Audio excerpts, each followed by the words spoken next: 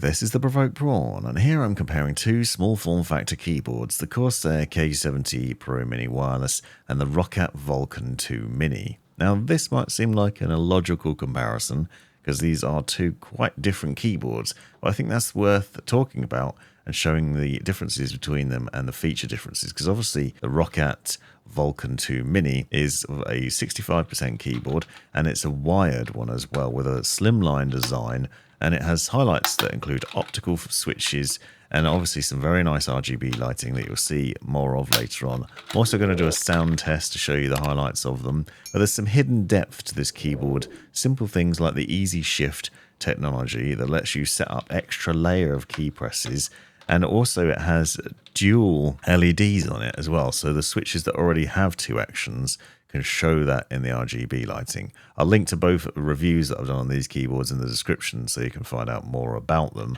But here I want to talk about the other differences between them that make them interesting. Obviously the K70 from Corsair has both Bluetooth and Slipstream wireless, so you have two different wireless options. It also has some serious specs that include up to 8000 Hz hyperpolling, 4000 Hz key scaling, and it promises as much as 200 hours of battery life with the RGB turned off. You can do 20 layers of RGB on there, and it has 50 onboard profiles. Also, it has a number of other really nice highlights that include PBT Double Shot keycaps and obviously Detachable USB-C for charging, and there's some RGB glow around the outside. So quite a few interesting things to show off between these two. The other thing I like about the K70 is it comes with a keycap puller and a key switch puller. You can also remove the included keycaps, so you'll see that there's an extra spacebar, for example, included in the box, which has a pretty funky design to it. And these are PBT mostly throughout the keyboard, so you've got a nice durable keyboard setup with a nice keycap design that will ensure longevity, and hopefully the etching won't get worn out, for example, so it should last and last. You have a number of different key switch options on here, but more importantly it's also swappable and hot swappable, so it means you can remove the key switches and swap them out for your own preference, which means it's upgradable in a number of different ways, which is pretty nifty. So you can see here that I've removed a couple of them. You will notice there are only 3-pin though, not 5-pin switches, so worth bearing in mind. If you want to use 5 pins, you'd have to cut a bit off of those switches, which is less ideal.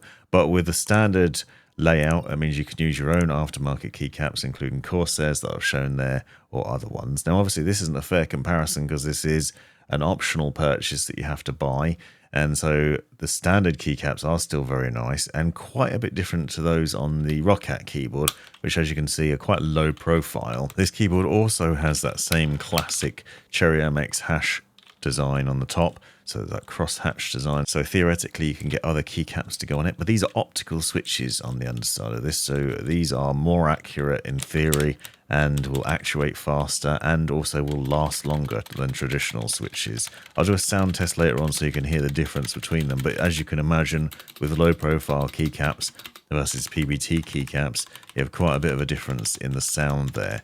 You'll also notice that there are some extra actions hidden on the Corsair keyboard, so despite being compact, it has a lot of onboard actions buried in the switches there that you can see, so you can press the function key and access various different ones. It also has an RGB lighting ring that goes around the outside, and you can see from various angles the RGB is really nice. However, I do personally think the RGB is nicer on the Roccat because of the keycap design. This is a subjective thing obviously, but you can see the effects that you get on the K70 are pretty nifty, and you have onboard ones that you can switch between, and you can program a lot more in the IQ software. Be sure to check out the review, find out more about that and see more of that in action. But the Vulcan Mini has this sort of design to it which allows light bleed on either side of the keycaps all the way around.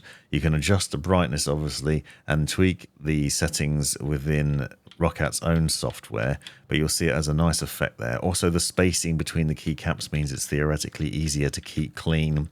You can just blow some compressed air between there and get any dust and dirt out with relative ease. And I do like that raised housing design to it as well. It's also slightly bigger form factor at 65%, which means you have access to more buttons with ease, including the directional arrows. And something simple like including the directional arrows can make a big difference. But again, that's subjective, it's a personal preference whether you like having those or not, and it can make a difference in your experience. They're both very nice looking keyboards, and they obviously have significant and interesting features to both of them that are worth checking out. So be sure to watch the reviews and stick around now for the sound test.